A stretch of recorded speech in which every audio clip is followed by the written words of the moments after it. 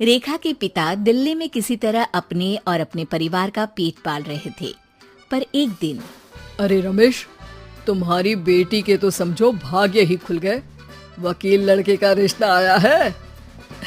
अरे वाह, कब करना चाहते हैं शादी? वो लोग तो जल्द से जल्द ही करेंगे। बाकी शाम को मैंने रेखा को देखने के लिए बुला लिया है। तेरा घर छोटा है तो तुम लोग मेरे घर ही आ जाना। राकेश और उसकी बीवी सारी तैयारी के साथ रोहित और रेखा की शादी कर देते हैं।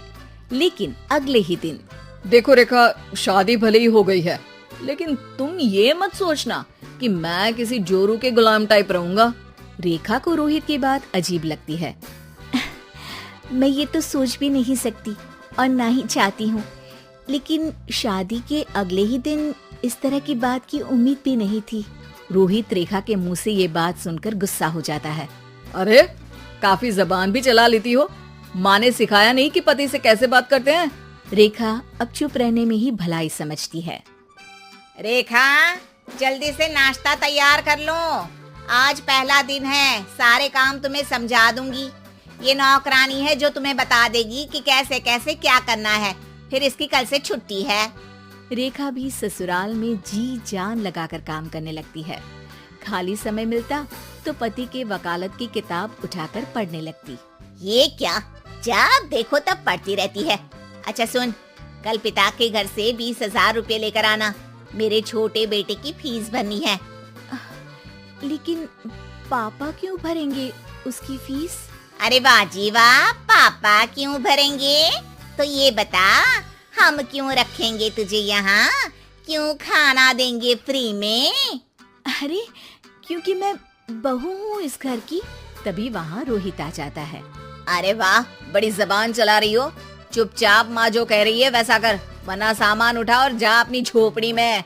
बेचारी रेखा क्या करती, पिता के घर जाती है, उनको सारा हाल बताती है। पिता भी जैसे तैसे पैसों का इंतजाम कर बेटी को ससुराल के लिए विदा करते हैं। देखा, अब कहाँ से आए पैसे? अरे बहुत माल है तुम लोगों के पास, बस सीधी उंगली से निकालते नहीं। नहीं माँ, पापा ने अपनी मोटरसाइकिल बेचकर पैसों का इंतजाम किया है। पता नहीं अब वो ऑफिस कैसे जाएंगे। अरे वाह भाई, ये भी हम सोचे। खैर, जैसे तैसे दिन बीतते हैं। रेखा जहाँ एक प्यारे से बेटे की माँ बनती है, तो वहीं उसका वकालत की किताब में ज्ञान और गहराता जाता है। हे भगवान, बुरे फंसे। ये केस तो लगता है कि मैं हार ही जाऊंगा। देखिए, मैंने आपकी इस केस की फाइल पढ़ी थी। इस केस को जीतना बहुत ही आसान है। वाह भाई वाह, यहाँ वकालत की डिग्री लेकर भी मैं समझ नहीं पा रहा हूँ, और तुमने रोटी बनाते बनाते ही केस समझ लिया। अरे जाओ जाओ, जाकर मुन्ने को संभालो। केस मैं संभालूंगा। ए लड़की सुन, जाकर अपने बाप के यहाँ से 3 लाख लेकर आ। पूरा घर फिर से बनाना है। छोटे की शादी करूंगी तो छोटी बहू को कहाँ रखूंगी? पूरा घर तो तूने घेर रखा है। ऐसा मत बोलिए माँ जी, पापा इतना पैसा कहाँ से लाएंगे? अब तो वो रिटायर भी हो गए हैं। हाँ, तभी तो बोल रही हूँ, रिटायरमेंट के पैसे तो मिले होंगे ना। लेकिन वो अगर आपको दे देंगे तो बुढ़ापा कैसे काटेंगे?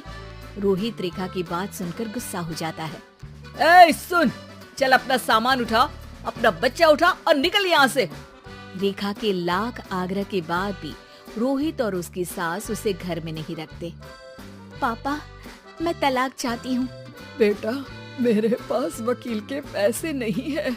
पापा, आप मुझे वकालत करवा दीजिए, अपना केस मैं खुद लड़ूंगी।